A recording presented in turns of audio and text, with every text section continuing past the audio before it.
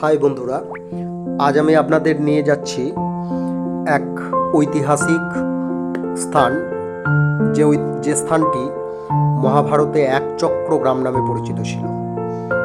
এখানে আমরা মহাভারতের কিছু নিদর্শন আপনাদেরকে দেখাবো। পাণ্ডবরা যখন অজ্ঞাতবাসে ছিলেন, সেই অজ্ঞাতবাসে থাকাকালীন মহাবীর ভীম যে বক রাক্ষস বধ করেছিলেন, সেই বক রাক্ষসের হাঁটুর মালাই চাকি এখনো এখানে বিদ্যমান, এবং মাতা কুন্তী যে প্রদীপ ব্যবহার করতেন, সেই প্রদীপ আপনাদেরকে দেখাবো।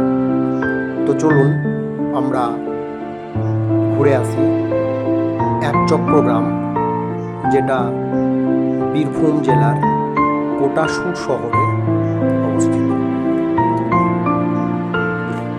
কোটাসুর একটা ছোট্ট শহর, খুব সুন্দর সাজানো শহর। এখানে রয়েছে বাবা মদনেশ্বর শিব মন্দির। এই মদনেশ্বর শিব মন্দির এককালে জঙ্গলে পরিপূর্ণ ছিল বলে মনে করা হয়, এবং পাণ্ডবেরা এখানে একচক্র গ্রাম বলে, যে গ্রামটা কোটাসুরের এই সন্নিকটে অবস্থিত ছিল, সেখানে তারা অবস্থান করেছিলেন। এবং এই বাবা মদনেশ্বর শিব মন্দির খুবই পুরানো প্রাচীন একটি মন্দির। এর সঙ্গে ইতিহাস, মহাভারত এর অনেক লোককথা বা লোকগাথা জড়িয়ে রয়েছে। আপনারা যদি এই বাবা মদনেশ্বর শিব মন্দির দর্শন করতে চান, তাহলে সাঁইথিয়া শহর থেকে আপনারা বহরমপুর লাইনে যে ন্যাশনাল হাইওয়েটা চলে গিয়েছে, সেই রাস্তা ধরে কোটাসুর মোড়ে নামবেন। কোটাসুর মোড় থেকে পায়ে হেঁটে মাত্র 2 থেকে 3 মিনিটেই আপনারা পৌঁছে যাবেন বাবা মদনেশ্বর শিব মন্দির। আমরা হাইওয়ের রাস্তা ধরে চললাম সেই মদনেশ্বর শিব মন্দির দর্শনে। এই মদনেশ্বর শিব মন্দিরে শ্রাবণ মাসে এবং শিবরাত্রিতে প্রচুর ভক্ত সমাগম হয়। দূর দূরান্ত থেকে ভক্তরা এখানে বাবা মদনেশ্বরের দর্শন এবং পূজা দিতে আসেন। ছোট্ট একটি শহর সাজানো সেই মদনেশ্বর শিব মন্দির, সেখানে আমরা আপনাদেরকে নিয়ে চলেছি। এই ন্যাশনাল হাইওয়ের পাশেই ময়ূরাক্ষী নদী প্রবাহিত হয়ে চলেছে। আসুন আমরা বাবা মদনেশ্বর শিব মন্দিরে পৌঁছে গেছি। এখানে আপনারা কিছু মূর্তি দেখতে পাবেন। এটা হচ্ছে মাতা কুন্তী যে প্রদীপ ব্যবহার করতেন, সেই প্রদীপ। এখনো এখানে মাতা কুন্তীর প্রদীপ রাখা রয়েছে সযত্নে। ভালো করে দেখুন, মাতা কুন্তী এই প্রদীপ ব্যবহার করতেন যখন পাণ্ডবেরা অজ্ঞাতবাসে ছিলেন। আর এই দেখছেন একটা বড় প্রস্তরখণ্ডের মতো জিনিস, ওটাই হচ্ছে বকাসুরের হাঁটুর মালাই চাকি। বাবা মদনেশ্বর শিব মন্দিরের সামনে যে আটচালাটা রয়েছে, এটা হচ্ছে সেই আটচালা। এর পাশে অনেকগুলো শিব মন্দির রয়েছে, আমরা সেগুলো দেখাচ্ছি। খুব সুন্দর জায়গা, আপনারা একবার ঘুরে আসতেই পারেন। এই হচ্ছে একটা শিব মন্দির।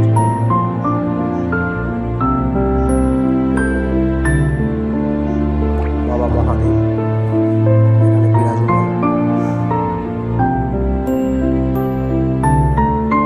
মহাভারতের বিভিন্ন কাহিনী এই শিব মন্দিরের চারিদিকে ছড়িয়ে ছিটিয়ে রয়েছে। আপনারা এখানে এলেই সেগুলো সব দেখতে পাবেন। এই হচ্ছে বাবার আসল যে মদনেশ্বর শিব মন্দির। এটা অনেকবার সংস্কার করা হয়েছে।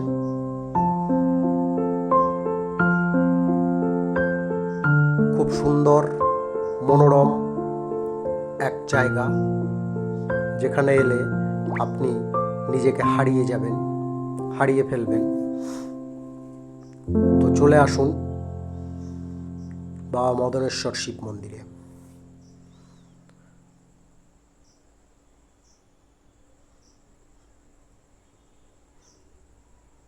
দেখুন বাবার অপরূপ রূপ। বাবার এই অপরূপ রূপ দেখে জীবন সার্থক করুন। এই হচ্ছে বাবা মদনেশ্বর মহাদেব।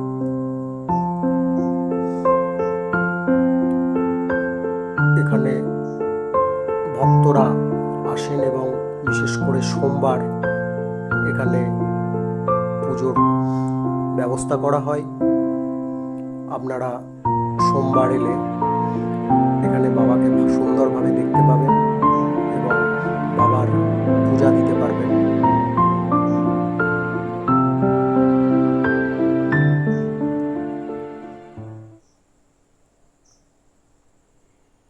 এখানে আরও দুটো শিব মন্দির আপনারা লক্ষ্য করছেন।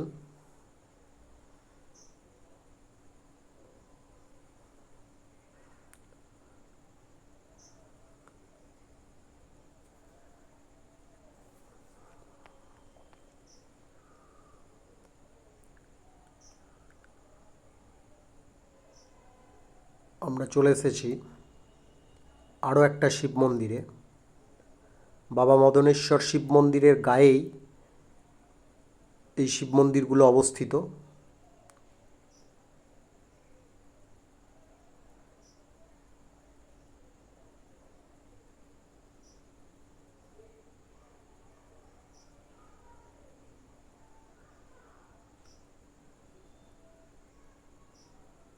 এখানে মহাভারতের বিভিন্ন কাহিনী চিত্রের আকারে তুলে ধরা হয়েছে।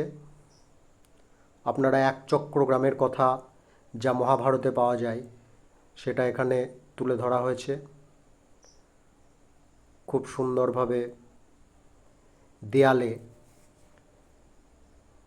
পটের আকারে এই ছবিগুলো অঙ্কন করা হয়েছে। মহাভারতের বিভিন্ন কাহিনী এবং বিভিন্ন দৃশ্য আপনারা এই শিব মন্দিরের যে প্রাচীর, সেই প্রাচীরের ভিতরের দিকে দেওয়ালে দেখতে পাবেন।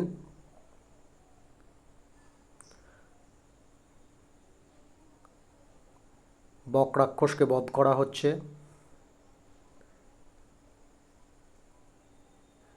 শ্রীকৃষ্ণের বিশ্বরূপ দর্শন।